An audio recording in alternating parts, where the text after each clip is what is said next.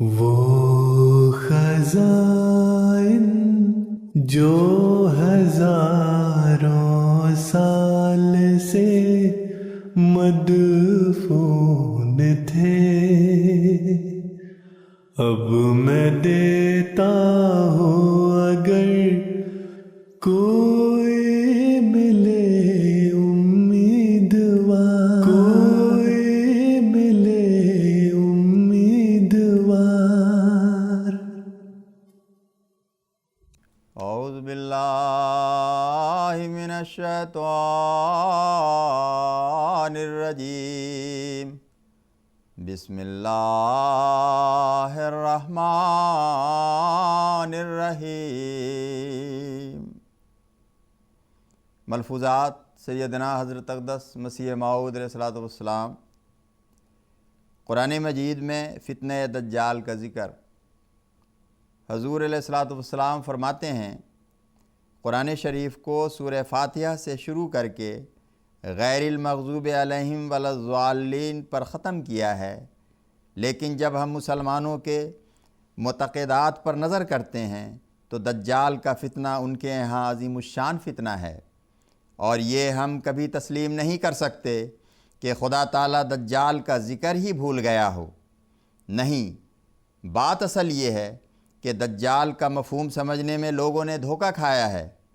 سورہ فاتحہ میں جو دو فتنوں سے بچنے کی دعا سکھائی ہے، اول غیر المغضوب علیہم، غیر المغضوب سے مراد باتفاق جمیع اہل اسلام یہود ہیں، اور یہ بھی معلوم ہوتا ہے کہ ایک وقت امت پر آنے والا ہے جب کہ وہ یہود سے تشابہ پیدا کرے گی، اور وہ زمانہ مسیح موعود ہی کا ہے، جبکہ اس کے انکار اور کفر پر اسی طرح زور دیا جائے گا جیسا کہ حضرت مسیح ابن مریم کے کفر پر یہودیوں نے دیا تھا۔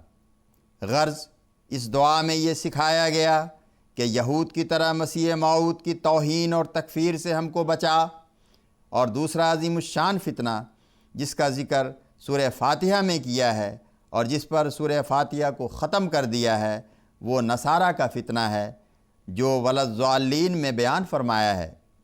اب جب قرآن شریف کے انجام پر نظر کی جاتی ہے تو وہ بھی ان دونوں فتنوں کے متعلق کھلی کھلی شہادت دیتا ہے۔ مثلا غیر المغضوب کے مقابل میں سورہ تبت یدا ہے۔ مجھے بھی فتاوی کفر سے پہلے یہ الہام ہوا تھا، اذ یمکر بک الذی کفر اوقد لی یا حامان لعلی اطلع علی الہ موسیٰ وانی لأظنہ من الکاذبین۔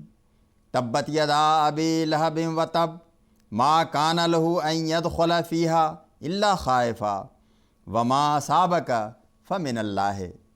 یعنی وہ زمانہ یاد کر کہ جب کہ مکفر تجھ پر تکفیر کا فتویٰ لگائے گا اور اپنے کسی حامی کو جس کا لوگوں پر اثر پڑ سکتا ہو کہے گا کہ میرے لیے اس فتنہ کی آگ بھڑکا تا میں دیکھ لوں کہ یہ شخص جو موسیٰ کی طرح کلیم اللہ ہونے کا مدعی ہے، خدا اس کا معاون ہے یا نہیں، اور میں تو اسے جھوٹا خیال کرتا ہوں۔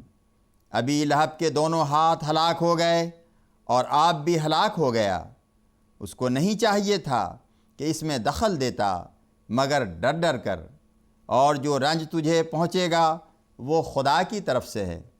غرض سورہ تبت میں غیر المغضوب علیہم کے فتنہ کی طرف اشارہ ہے، اور ولا الضالین کے مقابل قرآن شریف کے آخر میں سورہ اخلاص ہے۔ اور اس کے بعد کی دونوں صورتیں سورۃ الفلق اور سورۃ الناس ان دونوں کی تفسیر ہیں۔ ان دونوں صورتوں میں اس تیرہ و تار زمانہ سے پناہ مانگی گئی ہے، جبکہ مسیح موعود پر کفر کا فتویٰ لگا کر مغضوب علیہم کا فتنہ پیدا ہوگا، اور عیسائیت کی ضلالت اور ظلمت دنیا پر محیط ہونے لگے گی۔ پس جیسے سورہ فاتحہ میں جو ابتدائے قرآن ہے ان دونوں بلاؤں سے محفوظ رکھنے کی دعا سکھائی گئی ہے، اسی طرح قرآن شریف کے آخر میں بھی ان فتنوں سے محفوظ رکھنے کی دعا تعلیم کی، تاکہ یہ بات ثابت ہو جاوے کہ اول بآخر نسبت دارد۔ سورہ فاتحہ میں جو ان فتنوں کا ذکر ہے وہ کئی مرتبہ بیان کیا ہے، مگر قرآن شریف کے آخر میں جو ان فتنوں کا ذکر ہے وہ بھی مختصر طور پر سمجھ لو۔ الضالین کے مقابل آخر کی 3 صورتیں ہیں۔ اصل تو قل ہو واللہ ہے اور باقی دونوں صورتیں اس کی شرح ہیں۔ قل ہو واللہ کا ترجمہ یہ ہے کہ نصارہ سے کہہ دو کہ اللہ ایک ہے، اللہ بے نیاز ہے، نہ اس سے کوئی پیدا ہوا اور نہ وہ کسی سے پیدا ہوا اور نہ کوئی اس کے برابر ہے۔ پھر سورۃ الفلق میں اس فتنہ سے بچنے کے لیے یہ دعا سکھائی، قل اعوذ برب الفلق، یعنی تمام مخلوق کے شر سے اس خدا کی پناہ مانگتا ہوں جو رب الفلق ہے، یعنی صبح کا مالک ہے، یا روشنی ظاہر کرنا اسی کے قبضہ و اقتدار میں ہے۔ رب الفلق کا لفظ بتاتا ہے کہ اس وقت عیسائیت کے فتنہ اور مسیح موعود کی تکفیر اور توہین کے فتنہ کی اندھیری رات احاطہ کر لے گی، اور پھر کھول کر کہا کہ شر غاسق اذا وقب، اور میں اس اندھیری رات کے شر سے جو عیسائیت کے فتنہ اور مسیح موعود کے انکار کے فتنہ کی شب تار ہے پناہ مانگتا ہوں۔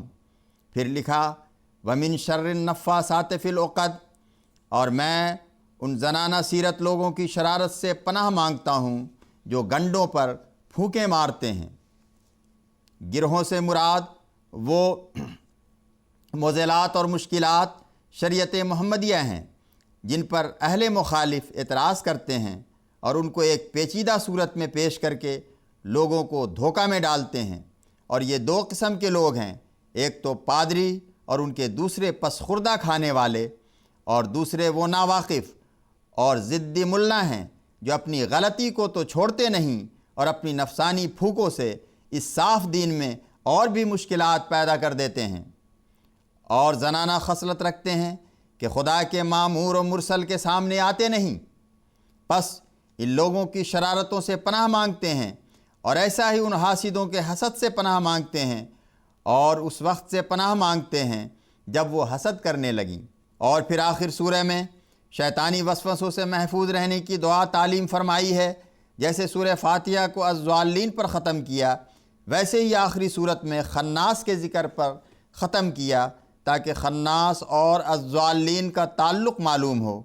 اور آدم کے وقت میں بھی خناس، جس کو عبرانی میں نحاش کہتے ہیں، جنگ کے لیے آیا تھا، اور اس وقت بھی مسیح موعود کے زمانہ میں جو آدم کا مثیل بھی ہے، ضروری تھا کہ وہی نحاش ایک دوسرے لباس میں آتا، اور اسی لیے عیسائیوں اور مسلمانوں نے باتفاق یہ بات تسلیم کی ہے کہ آخری زمانہ میں آدم اور شیطان کی ایک عظیم الشان لڑائی ہوگی جس میں شیطان ہلاک کیا جاوے گا۔